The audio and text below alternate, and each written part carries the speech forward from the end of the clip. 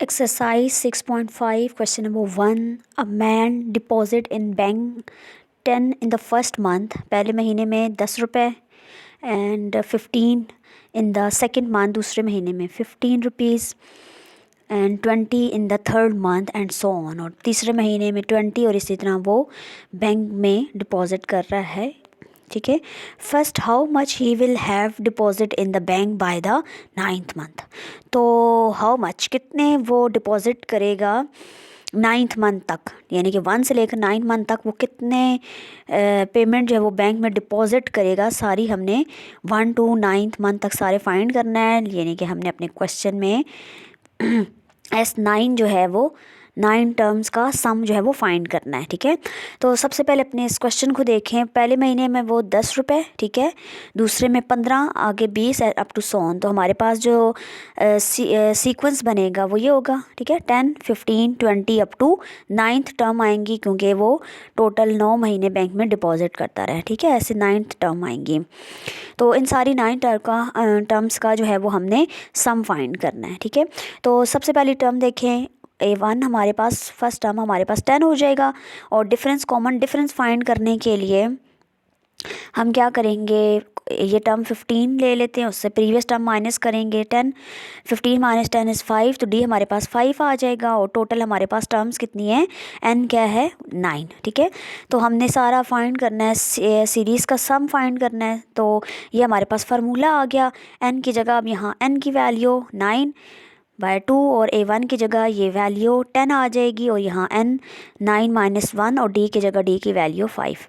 इसको आप simple solve करेंगे. यहाँ देखें तो ये आ जाएगा 20, 2 × 10 20, और इससे माइनस करेंगे यहाँ पर, तो 9 - 1 इज़ 8, तो 8 5 ज़ार 40. ठीक है. तो ये आ जाएगा हमारे पास. इसको हम सिंपल ऐड करेंगे तो ये 60 बन जाएगा. तो ये देखिए यहाँ फिर कटिंग हो जाएगी. 2 1 ज़ार 2 और 2 30 ज़ार 60, और 30 को फिर 9 से करेंगे तो ये हमारे पास आ जाएगा 270. इसका मतलब है कि फर्स्ट 9th मंथ में वो बैंक में इतने पैसे जो है वो 270 डिपॉजिट करेगा. नेक्स्ट हम क्वेश्चन नंबर 2 देखते हैं. क्वेश्चन नंबर 2 में गिवन है हमें 378 trees are planted in rows in a shape of isosceles triangle. एक इतने जो हैं 378 दरख्त जो हैं वो लगाए जा रहे हैं एक रो में, और किस शेप में लगाए जा रहे हैं, isosceles ट्राइंगल. तो सबसे पहले ये देख लेते हैं, isosceles ट्राइंगल हमारे पास क्या होती है. आपको पता है isosceles ट्राइंगल वो ट्राइंगल होती है जिसकी 2 साइड्स जो हैं वो सेम है. लेट कर ले, अगर ये वाली साइड और एक ये वाली साइड जो है वो सेम हो उस ट्राइंगल की, ये वाली और ये, तो फिर ये हमारे पास isosceles ट्राइंगल होगी. ठीक है. अब इस शेप में, यानी कि उन्होंने क्या किए हैं, टोटल 378 दरख्त लगाने हैं. ठीक है. और नेक्स्ट देखें, the numbers in successive rows decrease by 1 from the base to the top. यहाँ ये देखें, ये नीचे वाला पार्ट, ये हमारे पास बेस होगी इस ट्राइंगल की. यहाँ से वो कह रहे हैं उन्होंने लगाना जो है वो स्टार्ट करें अगर, और देखें ये एक पूरी रो, ये एक रो, यहाँ पे सारे मतलब वो दरख्त लगाएं. ठीक है. और जो अगली रो होगी उसमें क्या होगा, जितने पहली रो में दरख्त हैं उससे कम. ठीक है. और फिर अगली जो नेक्स्ट बनेगी उससे फिर और कम, मतलब दरख्त की जो तादाद है वो डिक्रीज़ हो रही है. ठीक है. रो डिक्रीज़ हो रही है. How many trees are there in the row which form by the base of the triangle. ये जो ट्राइंगल का ये जो बेस है, ये नीचे वाला पोर्शन, यहाँ से इस रो में पूछ रहे हैं कि उसने कितने जो है वो दरख्त लगाए हैं. ठीक है.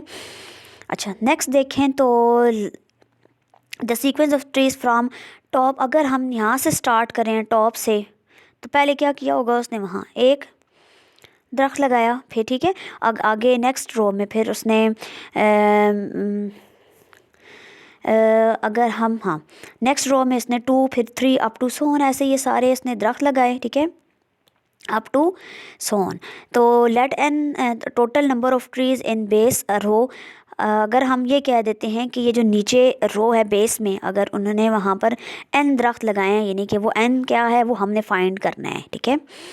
तो ये हमारे पास सीक्वेंस देखें इस टाइप का बनेगा, पहला दरख्त फिर दूसरा तीसरा अप टू सो ऑन. तो यहाँ देखें तो फर्स्ट टर्म हमारे पास A1 हमारे पास आ जाएगी 1। कॉमन डिफरेंस डी फाइंड करेंगे विच इज़ 2 - 1 इज़ 1 आ जाएगा। और n हमारे पास क्या है, वो n के इक्वल है, जो कि हमने फाइंड करना है। और टोटल दरख्त कितने थे हमारे पास, 378, ठीक है। यानी कि सारे दरख्त को प्लस करें तो ये हमारे पास आ जाता है, ठीक है। तो SN हमारे पास क्या हो जाएगा, 378, ठीक है। तो हमने सिंपल यहाँ पर एन जो है वो फाइंड करना है। ये हमारे पास सीरीज़ का फार्मूला आ गया। यहाँ पर हमारे पास जो भी वैल्यूज़ नाउन है हमें पता है वो हमने पुट करनी है। यहाँ आ जाएगा 1 की जगह A1 की जगह इसकी वैल्यू 1, और D की जगह हमारे पास कॉमन डिफरेंस वो भी हमारे पास 1 था, ये आ जाएगा। तो सिंपल ये इसको सॉल्व करेंगे, 2 को 1 से मल्टीप्लाई करें 1, और इस 1 को अंदर सबके साथ मल्टीप्लाई करेंगे तो n - 1 आ जाएगा। ये यहाँ से ये 2 और -1 करेंगे तो हमारे पास +1 आ जाएगा। और ये हमारे पास यहाँ पर ये जो 2 है इसको अगर हम यहाँ मल्टीप्लाई कर दें तो ये बन जाएगा 756, ठीक है, is equal to n multiply 2 + n - 1। यहाँ इसको इस 2 को और -1 को सॉल्व करें तो +1 आ जाता है। इसको अंदर मल्टीप्लाई करेंगे तो ये बन जाएगा n² + n, ठीक है। और इसको अगर हम राइट हैंड साइड पे शिफ्ट करें तो ये बन जाएगा माइनस में आ जाएगा, ठीक है। तो ये देखिए हमारे पास क्वाड्रेटिक इक्वेशन बन गई है। इसको चाहे तो हम फैक्टर्स बना सकते हैं और चाहे तो हम क्वाड्रेटिक से सॉल्व करेंगे। हम क्वाड्रेटिक फार्मूला इस पर लगाते हैं और n जो है वो फाइंड करते हैं। ये हमारे पास देखें इस क्वेश्चन में a जो है वो हमारे पास आ गया 1, ठीक है। और b भी जो है वो हमारे पास 1 है, और c जो है वो हमारे पास आ जाएगा -756, ठीक है। तो ये हमने सिंपल इस फार्मूले में क्वाड्रेटिक में पुट करेंगे तो हमारे पास n की जो यहाँ तक देखें तो प्लस वाले पार्ट को अलहदा कर दिया ये, और नेगेटिव पार्ट को अलहदा कर देंगे यहाँ पर। इसको सॉल्व करेंगे तो हमारे पास यहाँ इसको सॉल्व करें तो 54/2 आता है। इसको कटिंग करें तो n एक आ जाएगा 27। यहाँ देखें नेगेटिव पार्ट को जब सेपरेट करेंगे तो ये माइनस माइनस प्लस हो रहे हैं, बट साइन माइनस का यूज़ होगा तो इसको यहाँ पर कटिंग करेंगे तो -28। तो हमारे पास n के यहाँ 2 आंसर आ रहे हैं, एक आ रहा है 27, दूसरा है -28। आपको पता है नेगेटिव वैल्यू n की इग्नोर की जाती है, उसको निगलेक्ट कर देंगे। तो हमारे पास n का जो आंसर होगा वो होगा 27। तो हमने क्या करना था, लास्ट बेस में ट्राइंगल के बेस में यहाँ इस पोर्शन में कितने दरख्त लगाए हैं उनकी तादाद बतानी है, ठीक है। यानी कि हमने क्या फाइंड करके देना है, ए। अब हमें इतना पता है कि टोटल यहाँ पर n हमारे पास 27 आ गया है, तो हमने बेसिकली क्या फाइंड करके देना है, A27, ठीक है। ये हमने जो है वो फाइंड करना है। तो सिंपल हमने जो फार्मूला पढ़ा है वो हमारे पास A27 क्या हो जाएगा, फर्स्ट टर्म, ठीक है, first term plus n - 1d। ये हमारे पास जनरल फार्मूला होता है। यहाँ इनकी जगह हम 27 पुट करेंगे अपने इस पार्ट में, और A1 हमारे पास 1 के इक्वल था। ये आ जाएगा 27 - 1 मल्टीप्लाई 1। इसको अगर हम सॉल्व करें, यहाँ 27 में से 1 माइनस करें तो 26, और ये +1 करेंगे तो 27। तो इसका मतलब है जी कि बेस, ये जो लास्ट में ये बेस ट्राइंगल की, इसमें टोटल कितने दरख्त जो हैं वो लगाए हैं, वो हैं 27, ठीक है। नेक्स्ट क्वेश्चन नंबर 3 देखते हैं। ओके, क्वेश्चन नंबर 3 है, a man borrows Rs 1100 and agree to repay with a total interest of 230 in 14 installment, each installment being less than the preceding by 10. What should be his first instalment, ठीक है। तो question ये है कि हमारे पास एक आदमी ने उधार लिया 1100 का, ठीक है, और ये एग्रीमेंट उनके दरमियान में हुआ कि वो इन पैसों पर जो इंटरेस्ट देगा, यानी कि एक्स्ट्रा जो पैसे देगा वो 230 रुपये वो एक्स्ट्रा देगा, ठीक है। और ये सारे पैसे जो उसने रिटर्न करने हैं वो 14 इंस्टॉलमेंट में, ठीक है, 14 किस्तों में उसने वापस करने हैं। और हर एक किस्त में जितने उसने पहली किस्त में दिए हैं, अगली किस्त में उसमें 10 रुपये कम देगा, और फिर अगली में फिर 10 रुपये कम देगा। तो पहले उसने किस्त कितनी अदा की है, ये हमारा क्वेश्चन है, ठीक है। तो क्वेश्चन पे देखें तो let be the first instalment be x। Let first कर लेते हैं, जो पहले इसने पैसे दिए हैं वो x है, ठीक है। x कोई भी रुपीज़ हो सकते हैं, ठीक है। तो हमारे क्वेश्चन के मुताबिक अगली इंस्टॉलमेंट क्या है, यहाँ पर देखें, लेस प्रोसीडिंग बाय 10, तो अगली इंस्टॉलमेंट वो उसमें 10 माइनस होगा और अगली में फिर 10 माइनस होगा। अच्छा, तो देखिए अगर ये पहली इंस्टॉलमेंट उसने दी जी x, तो अगली क्या हो जाएगी, फिर 10 माइनस करें तो x माइनस 10, फिर इस दूसरी में 10 मज़ीद माइनस करें तो x माइनस 20, इसी तरह नेक्स्ट पे क्या आ जाएगा, x minus 30 up to so on. ठीक है, 14 किस्तें हैं टोटल, तो यहाँ हमारे पास लास्ट टर्म कितनी हो जाएगी, 14, 14 टर्म्स। ठीक है, तो अपने क्वेश्चन को देखें, फर्स्ट टर्म हमारे पास x है। ठीक है, तो कॉमन डिफरेंस कितने का आ रहा है, वो है -10 का। ठीक है, वो डिक्रीज़ कर रहे हैं ना 10 रुपए। तो टोटल हमारे पास टर्म्स कितनी है, n हमारे पास 14 है।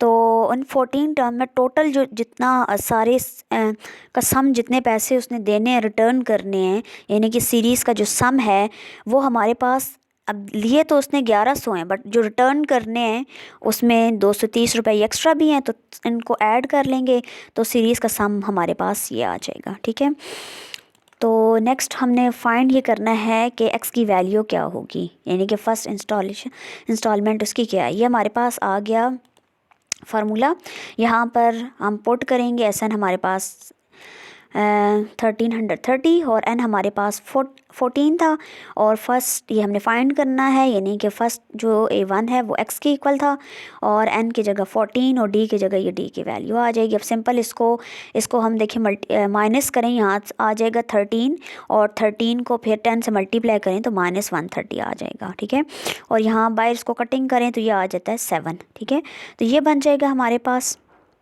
नेक्स्ट इस 7 को अंदर मल्टीप्लाई करेंगे तो ये बन जाएगा 7 2 ज़ार 14x माइनस 7 को 130 के साथ करेंगे तो ये 9 10 आ जाएगा। ठीक है, नेक्स्ट हम इस -9 10 को लेफ्ट हैंड साइड पे शिफ्ट करेंगे, तो ये माइनस है तो दूसरी तरफ आके प्लस हो जाएगा। ठीक है, इनको हम ऐड करेंगे तो ये हमारे पास ये रिक्वायर्ड आंसर आ जाएगा, और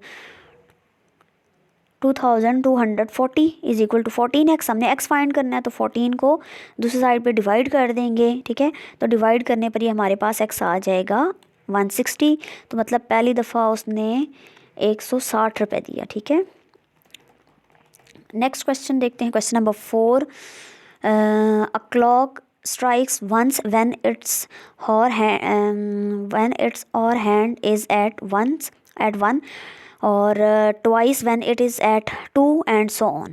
ठीक है, यहाँ तक क्वेश्चन में लिखा हुआ है कि एक घड़ी है, स्ट्राइक्स मतलब उसमें से एक आवाज़ आती है जैसे आप, ठीक है, और जब वो एक बजता है उस पर तो एक आवाज़ आती है। ठीक है, एंड जब वो दो बजते हैं घड़ी पर तो उस घड़ी से 2 दफ़ा जो है वो टन टन की आवाज़ आती है, एंड सो ऑन। इसी तरह 3 दफ़ा वो बजेगी और 4 पर 4 दफ़ा। ठीक है, how many times does the clock strike in 12 और 12 पर वो 12 दफ़ा बजेगी। तो कह रहे हैं कि 1 से लेकर 12 तक टोटल ओवरऑल बताएं कि वो कितनी दफ़ा जो है वो स्ट्राइक्स करेगी, यानी कि कितनी दफ़ा उसमें से आवाज़ आएगी। ठीक है, तो टोटल हमने सम यानी कि SN जो है वो फाइंड करना है। ठीक है, अच्छा ये देखें जी, 1 पर उसने 1 दफ़ा, 2 पर उसने जब 2 पर गई तो 2 दफ़ा, अप टू सो ऐसे 12 तक हमने ये सारा सम फाइंड करके देना है। तो फर्स्ट टर्म देखें A1 हमारे पास 1 आ जाएगा, कॉमन डिफरेंस के लिए हम 2 - 1 करेंगे तो यहाँ पर 1 आ जाएगा। ठीक है, और टोटल हमारे पास n टर्म्स कितनी है, n हमारे पास आ जाएगा 12, यानी कि जो AN है वो हमारे पास आ गया 12। ठीक है, इन सब का जो है वो हमने फाइंड करके देना है, यानी कि 1 से लेकर 12 तक वो मुसलसल बजती रही है। 1 पर 1 दफ़ा बजी है, 2 पर 2 दफ़ा, 3 हुए तो 3 दफ़ा, जब 12 घड़ी पे बजे तो 12 दफ़ा बजी है वो। ठीक है, तो टोटल 1 से 12 तक कितने टाइम वो बजी है, तो ये हमने फाइंड करना है। ये हमारे पास सीरीज़ का फार्मूला आ गया। ठीक है, तो यहाँ पर फर्स्ट टर्म की जगह हम A1 की जगह 1 आ जाएगा, और n हमारे पास यहाँ 12 है, 12 - 1, और d की जगह d की वैल्यू 1। ठीक है, इसको हम मल्टीप्लाई करें तो 2 1 2 आ जाता है, और यहाँ से सॉल्व करें तो 12 - 1 11 को 1 से मल्टीप्लाई करेंगे तो 11 आ जाएगा, इनको ऐड करें तो 13, और यहाँ देखें तो ये यहाँ इसके साथ कैंसिल करेंगे 2 6 ज़ार, और ये बन जाएगा 6 × 13 इज़ 78। इसका मतलब है कि वो 78 टाइम जो है वो बजी है। ठीक है, नेक्स्ट क्वेश्चन नंबर 5 देखते हैं। क्वेश्चन नंबर 5 में गिवन है, सॉरी ये a student save 12 rupees at the end of the first week, पहले हफ्ते के लास्ट में वो 12 रुपए की सेविंग करता है, and goes on increasing having a saving RS 4 weekly, ठीक है। और वो हर एक वीक में जो सेविंग कर रहा है उसमें इजाफा हो रहा है कितने रुपए का, 4 रुपए का, ठीक है। इजाफा 4 रुपए का होते जा रहा है। पहली दफ़ा अगर उसने 12 किए हैं तो अगले में 4 ऐड करेंगे तो 16। बेसिकली ये आपको कॉमन डिफरेंस डी की तरफ जो है वो बता रहा है आपको। After how many weeks it will be able to save, कितने हफ्तों में उसने इतने रुपए जो हैं वो 2100 रुपए जो हैं वो सेव किए होंगे, ठीक है। यानी कि क्वेश्चन में देखें तो वो हमसे AN पूछ रहे हैं कितने वीक्स में। अच्छा देखें, सबसे पहले इसकी जो सीरीज़ बनाते हैं, पहले उस हफ्ते में उसने 12 रुपए, अगले में फिर वो कह रहे हैं कि 4 रुपए का इजाफा हो रहा था, तो 12 में फिर 4 ऐड करें तो 16, और फिर 16 में 4 ऐड करें तो 20, अप टू ऐसो ऑन ये चलता रहेगा, ठीक है। और ये जाके कहीं पर AN पर स्टॉप करेगा, ये हमने फाइंड करना है कि जहाँ पे इसने स्टॉप किया है AN, तो ये हमारे पास 2100 होना चाहिए, ठीक है। तो जहाँ देखें तो फर्स्ट टर्म हमारे पास 12 आ गई, कॉमन डिफरेंस हमारे पास आ जाएगा 16 माइनस 12 4, 4 का डिफरेंस था, और जो सीरीज़ जो सम किया हुआ था ये हमारे पास 2100, यानी कि N हमने फाइंड करना है, ठीक है। तो ये हमारे पास फार्मूला आ गया, यहाँ हम वैल्यू पुट करते हैं 1 की जगह 12, एन हमारे पास क्या है वो हमने फाइंड करना है, वो एज इट इज़ रहेगा, और डी की जगह 4 आ जाएगा, ठीक है। अब इसको मल्टीप्लाई करें तो 12 2 ज़ा 24, और इस 4 को अंदर मल्टीप्लाई करेंगे तो 4n माइनस 4 आ जाएगा ये। अब इस कांस्टेंट वाले और -4 को सॉल्व करेंगे तो ये आ जाएगा 20, यानी कि ये बन जाएगा हमारे पास n मल्टीप्लाई 4n प्लस 20, और यहाँ दूसरी तरफ देखें तो ये 2 को मल्टीप्लाई कर दिया यहाँ पर, तो ये बन जाएगा 4200, ठीक है। अब इस n को अंदर मल्टीप्लाई करना है, 4n के साथ करेंगे तो 4n स्क्वायर, और यहाँ 20 के साथ करेंगे तो 20n, और फिर नेक्स्ट स्टेप में इसको जी हम शिफ्ट करेंगे दूसरे साइड पे, तो ये माइनस हो जाएगा, ये हमारे पास बन जाएगी क्वाड्रेटिक इक्वेशन। यहाँ से अगर देखें 4 कॉमन ले लें ताकि इसके फैक्टर बनाना या क्वाड्रेटिक फार्मूला लगाना आसान हो जाए। यहाँ से 4 को कॉमन लेंगे तो यहाँ फिर 5 बचेगा, और यहाँ पर 1050, ठीक है। और ये 4 फिर दूसरी साइड पे डिवाइड होके ख़त्म हो जाएगा, ठीक है। तो ये हमारे पास इक्वेशन बनेगी यहाँ। इस पर हम लगाएंगे अपना क्वाड्रेटिक फार्मूला, वहाँ से हम सिंपल जो है वो n फाइंड करेंगे। तो ये हम इस पे लगाएं तो यहाँ देखें हमारे पास A 1 है, ठीक है, 1 है, और B जो है वो हमारे पास 5 है, और C जो है वो हमारे पास -1050, ठीक है। तो सिंपल क्वाड्रेटिक फार्मूला ये आ गया हमारे पास, b minus B plus minus ये आ गया b का स्क्वायर -4, A हमारे पास 1 था, और C हमारे पास 1050 डिवाइडेड बाय 2A, और A की जगह ये A की वैल्यू, और सिंपल हम यहाँ से इसको 5 का स्क्वायर 25, इनको मल्टीप्लाई करेंगे तो ये आ जाएगा माइनस माइनस ये मिलके प्लस बन जाएंगे, प्लस 4200 आ जाएगा, ठीक है। इनको ऐड करें तो 4225, और इसका फिर स्क्वायर रूट लें तो ये आ जाएगा 65।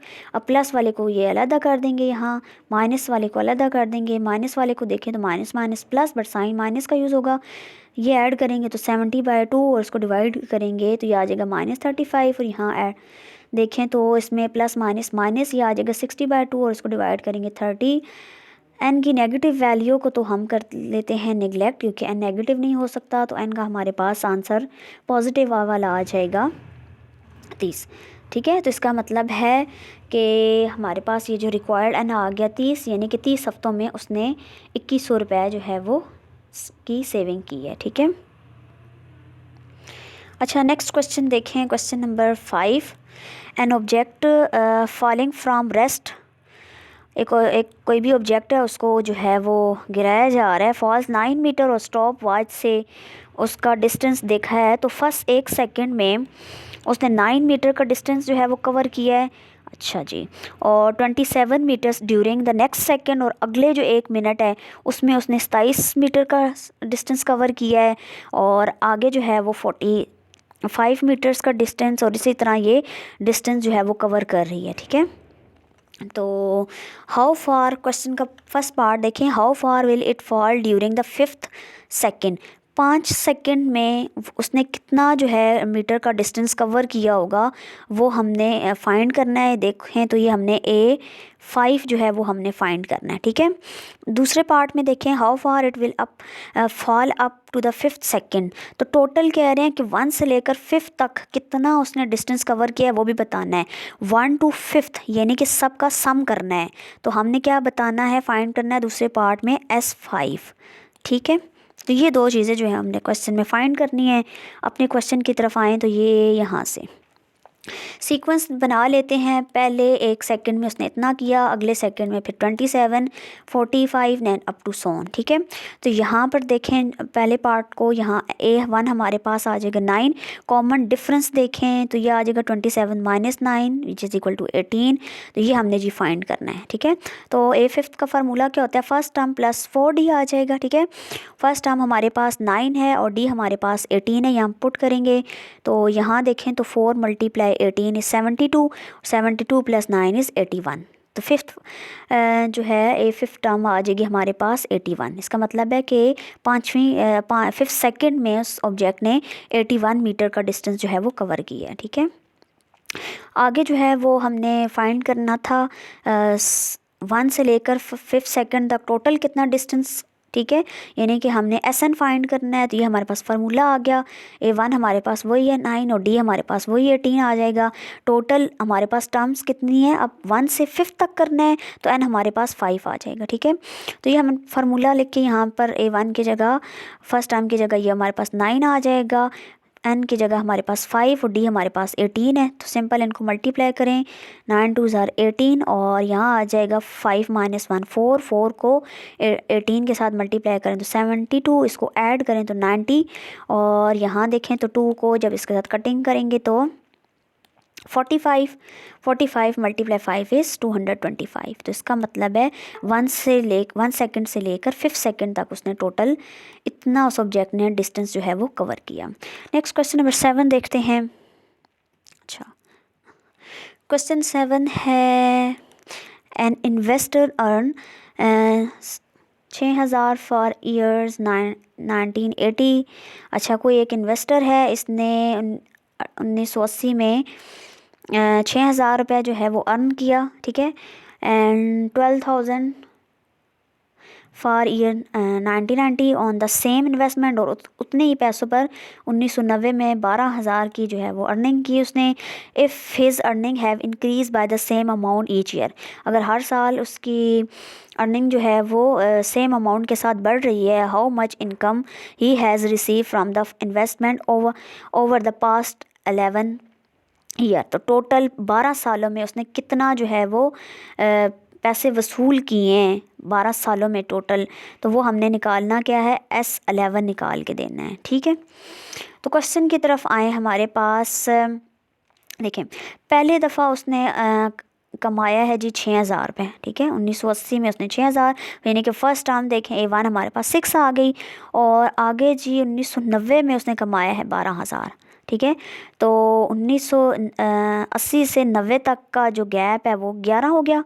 तो यानी कि हमें 11 हमें दिया हुआ है वो 12,000, 11th टर्म दी हुई है ना हमें, 1980 से 1990 में 11 तक का डिफरेंस आता है, तो 11 हो गया। अच्छा, अब देखें तो इस क्वेश्चन में हमें मतलब फ़र्स्ट टर्म दी हुई है, ठीक है 6000, दूसरा हमें 11 नंबर वाली टर्म दी हुई है। तो यहाँ से थोड़ा सा मुश्किल हो जाता है अगर क्योंकि हमें सारी सीक्वेंस की पहली, दूसरी, तीसरी, चौथी सारी टर्म इस तरह नहीं फाइंड गिवन ना, तो हमें यहाँ से D निकालना मुश्किल हो जाएगा हमारे लिए, क्योंकि D हमें कोई एक टर्म और उससे प्रीवियस टर्म अगर हम ये यूज़ करें तो इससे पिछली जो है वो 10वें नंबर वाली टर्म हमें पता हो, जो कि फ़ाइंड करेंगे तो लंबा प्रोसेस हो जाएगा। फिर हम इसका एक सीरीज़ का जो है वो एक अल्टरनेट जो हमने फार्मूला पढ़ा था वो ले लेते हैं, N/2 first term plus last term, ठीक है। क्योंकि देखें इस क्वेश्चन में हमें फ़र्स्ट टर्म भी पता है 6000, लास्ट भी पता है 12,000। तो ये हम यहाँ पर फर्स्ट टर्म की जगह ये और लास्ट टर्म की जगह ये लिख लेंगे। टोटल कितनी टर्म है, N हमारे पास 11 है, यानी कि ये आ जाएगा 11/2, और इनको हम ऐड करें तो ये बनता है 18,000, और यहाँ से इसको 2 को कटिंग करें तो ये बन जाएगा 9000 और 9000 को फिर इससे मल्टीप्लाई करें 11 के, तो ये हमारे पास रिक्वायर्ड आंसर आ जाएगा 99,000 रुपये, यानी कि उसने पिछले जो हैं वो 11 साल में कमाए। फिर नेक्स्ट क्वेश्चन नंबर 8 देखते हैं। The sum of interior angle of polygon having side 3, 4, 5 up to so on from n AP, find the sum of interior angle for a 16 side polygon. अच्छा, the sum of interior angle of polygon, वो polygon जिसकी 3 साइडें हैं, उनके angle का सम, और इसी तरह 4 साइडों के पॉलीगॉन, 5 साइडों की पॉलीगॉन दी गई है, उनके एंगल का जो सम है। ठीक है, हमने फाइंड क्या करना है, हमने फाइंड करना है यहाँ पर the sum of the interior angle for a 16 side polygon, वो पॉलीगॉन जिसकी 16 साइडें हैं, उनके इंटीरियर एंगल का सम कितना होगा। ठीक है, वो हमने जो है वो फाइंड करना है। ठीक है, तो क्वेश्चन देखें। Since the sum of angle of 3 side जो है, 3 साइड की जो शेप है उसको ट्राइंगल कहते हैं, और आपको पता है कि ट्राइंगल की जो सारी साइड का जो एंगल का जो सम होता है वो 180 के इक्वल होता है, यानी कि वो पाई के इक्वल हो गया। इसको हम कह देते हैं, हमारे पास फर्स्ट टर्म है। आगे कह रहे हैं कि 4 साइडें आपको पता है क्वाड्रिलेटरल, तो 4 साइडों की जो भी शेप होगी उनमें एंगल का जो सम होता है वो हमारे पास 360 यानी कि 2 पाई के इक्वल होता है। इसको हम अपनी सीक्वेंस की दूसरी टर्म कह देते हैं। आगे हमें 5 साइडों का दिया हुआ है, यानी कि पेंटागन। ठीक है, और उनके सारे इंटीरियर एंगल का जो सम होता है वो हमारे पास 3 पाई के इक्वल होता है। इसी तरह ये चलता रहेगा। ठीक है, हमने क्या फाइंड करना है, हमने फाइंड करना है वो पॉलीगॉन जिसके इंटीरियर एंगल का सम जो है वो पॉलीगॉन जो 16 साइडेड हो, जिसकी 16 साइडें हैं, उनके इंटीरियर एंगल का सम फाइंड करना है इसी सीक्वेंस में। यानी कि हमने फाइंड क्या करना है, बेसिकली देखें तो हमने A14 फाइंड करना है। ठीक है, ये हमारे पास देखें जो 3 साइडों की थी उसको हमने A1 का नाम दिया, जो 4 साइडें पॉलीगॉन थी उसको A2, इसी तरह 5 वाली को हमने A3 का नाम दिया। इसी तरह जो हमारे पास 16 साइडेड पॉलीगॉन होगी तो बेसिकली वो हमारे पास A14 बनेगी, यानी कि हमें बेसिकली A14 टर्म जो है वो फाइंड करनी है। ठीक है, तो यहाँ देखिए ये हमारे पास A1 था। कॉमन डिफरेंस हम कैसे निकालेंगे, पिछली टर्म में से ये माइनस करेंगे, यानी कि 2 पाई माइनस पाई, ये बन जाएगा पाई, यानी पाई पाई का डिफरेंस आ रहा है। और हमने एन हमारे पास यहाँ क्या आ जाएगा 14, तो बेसिकली हमने AN का फार्मूला यहाँ पे लिख लिया। फर्स्ट टर्म n-1d, और फर्स्ट टर्म हमारे पास पाई, n हमारे पास 14 -1 और पाई हमारे पास d आ जाएगा। इसको यहाँ माइनस करेंगे तो 13, और 13 को पाई से करेंगे तो 13 पाई, और ये पाई ऐड होके 14 पाई। इसका मतलब है कि वो पॉलीगॉन जिसकी 16 साइडें हैं तो उसके इंटीरियर एंगल का सम जो है वो 14 पाई होगा। ठीक है, नेक्स्ट क्वेश्चन नंबर 9 देख लेते हैं।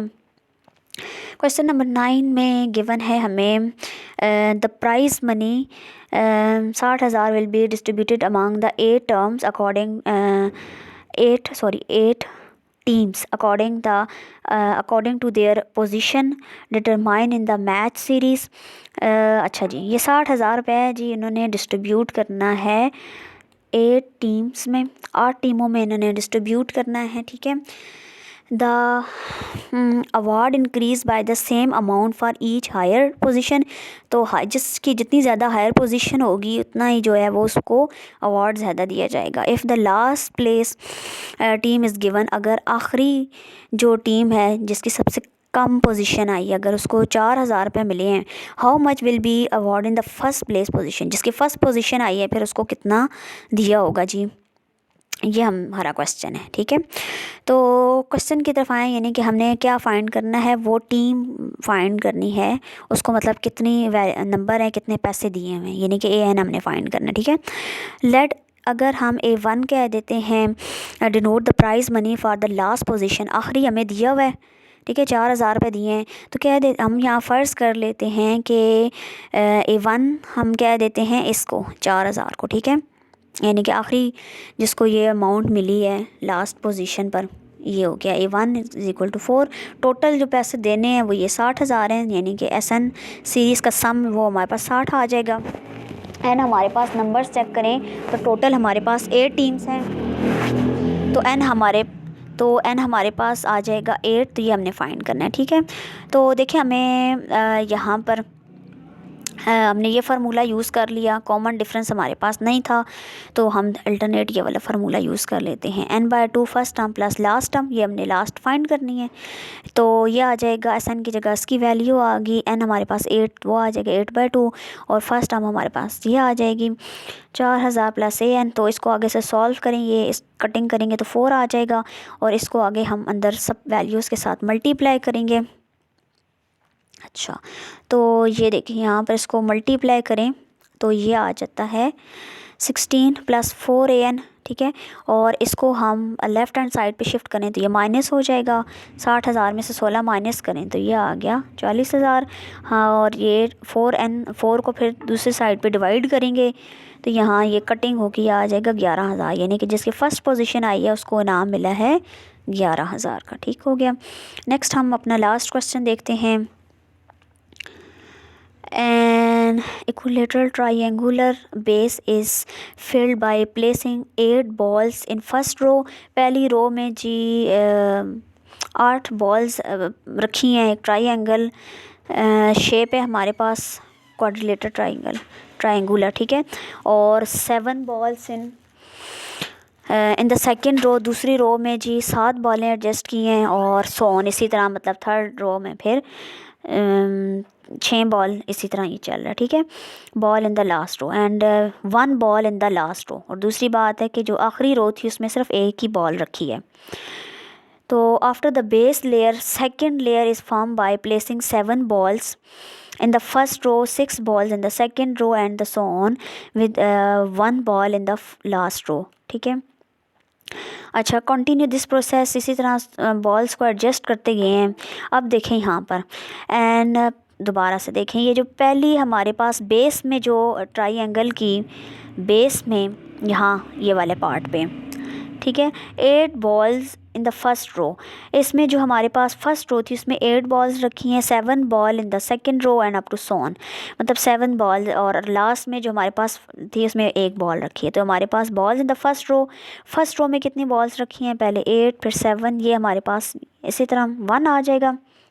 अच्छा, ये हमने बात की जस्ट एक लेयर में उन्होंने पहले एक लेयर्स में जो रो थी उस पहली रो में ये, दूसरे रो में ये, तीसरे में ये, अप टू सोन, ये सारा, ठीक है, 1 तक।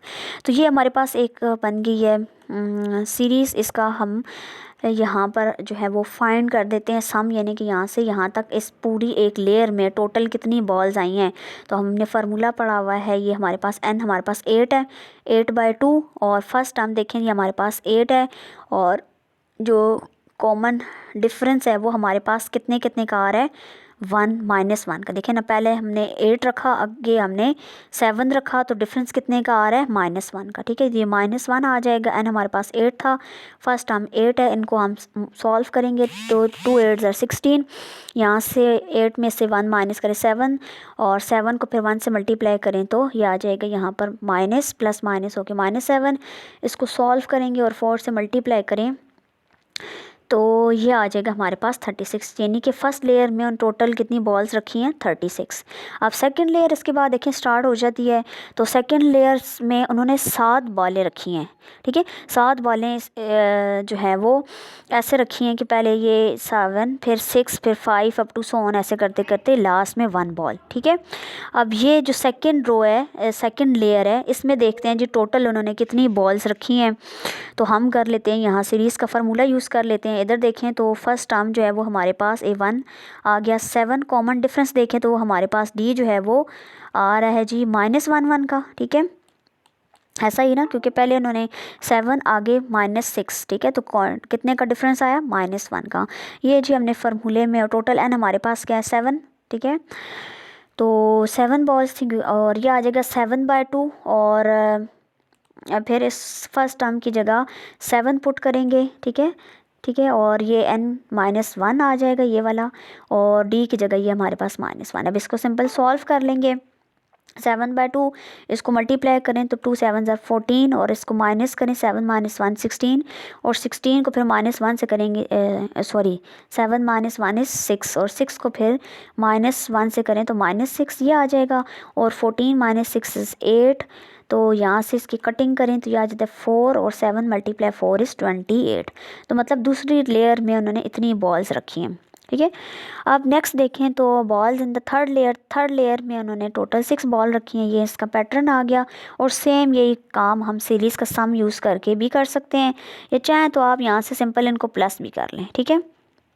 तो प्लस कैसे करेंगे, ये देखें, ये बन जाएगा 3 और 3 6 ये 10 और 10 और 15 और ये 21, ठीक है। तो ये आ जाएगी थर्ड लेयर में 21 बॉल्स। अगली लेयर में फिर 5 ऐसे ही था, एक एक कम होता रहा यहाँ पे। फिर 5 4 3 2 1 इन सब को ऐड करें तो ये आ जाता है 15। फिर उससे अगली जो 5th लेयर है उसमें 5 3 2 1 इनको ऐड करेंगे तो 10 आ जाएगा। 6th लेयर में 3 2 1 और इनको ऐड करें तो 6। 7 लेयर में 2 + 1 यानी कि 3 और लास्ट लेयर में हमारे पास 1 आ जाएगा, ठीक है। अब हमने क्या करना है, सारे ओवरऑल उसमें कितनी बॉल्स जो हैं वो हमने फाइंड करना है। तो ये आ जाएगी फर्स्ट लेयर में इतनी बॉल्स थी, सेकंड में 28, अगले में ये सारे वैल्यूज़, ये जो सारे हमने वैल्यूज़ निकाली हैं इनको लिख कर ऐड करेंगे तो टोटल ये हमारे पास आ गई 120 बॉल्स, ठीक है।